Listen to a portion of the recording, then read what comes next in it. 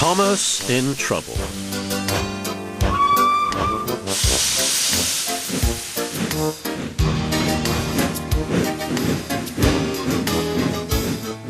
There is a line to a quarry at the end of Thomas's branch.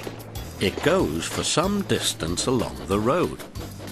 Thomas was always very careful here in case anyone was coming.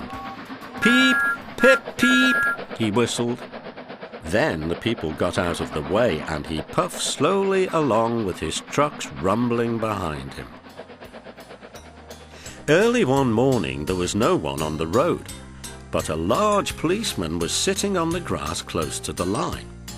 He was shaking a stone from his boot. Thomas liked policemen. He had been a great friend of the constable who used to live in the village, but he had just retired. Thomas expected that the new constable would be friendly too. Peep, peep, he whistled. Good morning. The policeman jumped and dropped his boot. He scrambled up and hopped round on one leg till he was facing Thomas. Thomas was sorry to see that he didn't look friendly at all.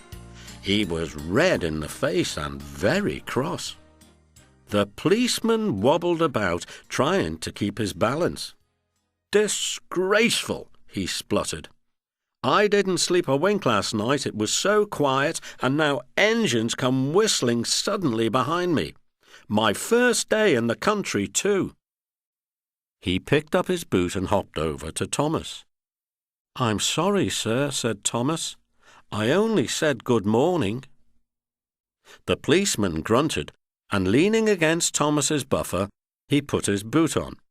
He drew himself up and pointed to Thomas. Where's your cow-catcher? He asked accusingly. But I don't catch cows, sir. Don't be funny, snapped the policeman. He looked at Thomas's wheels. No side plates either. And he wrote in his notebook. Engines going on public roads must have their wheels covered and a cow-catcher in front. You haven't, so you are dangerous to the public. Rubbish, said his driver. We've been along here hundreds of times and never had an accident. That makes it worse, the policeman answered. He wrote, regular lawbreaker in his book. Thomas puffed sadly away. The fat controller was having breakfast.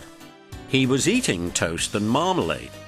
He had the newspaper open in front of him, and his wife had just given him some more coffee.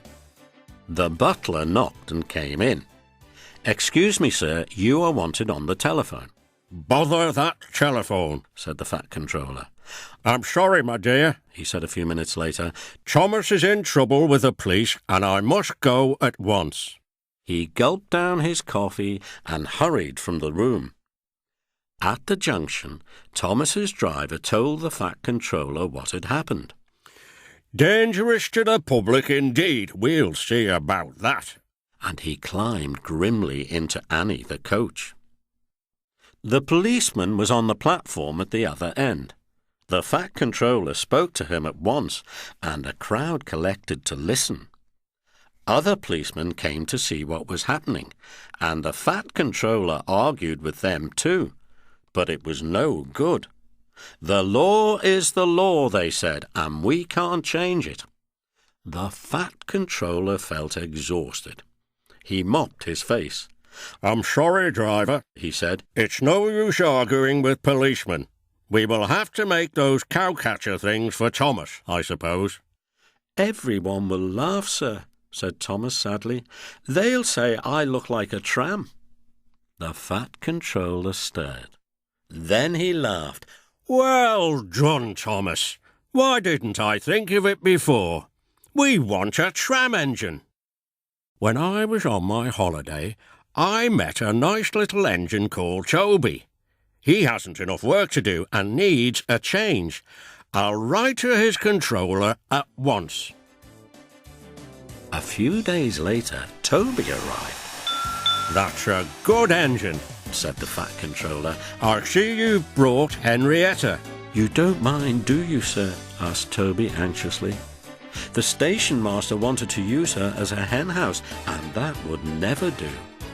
No, indeed. said the Fat Controller gravely. We couldn't allow that. Toby made the trucks behave even better than Thomas did.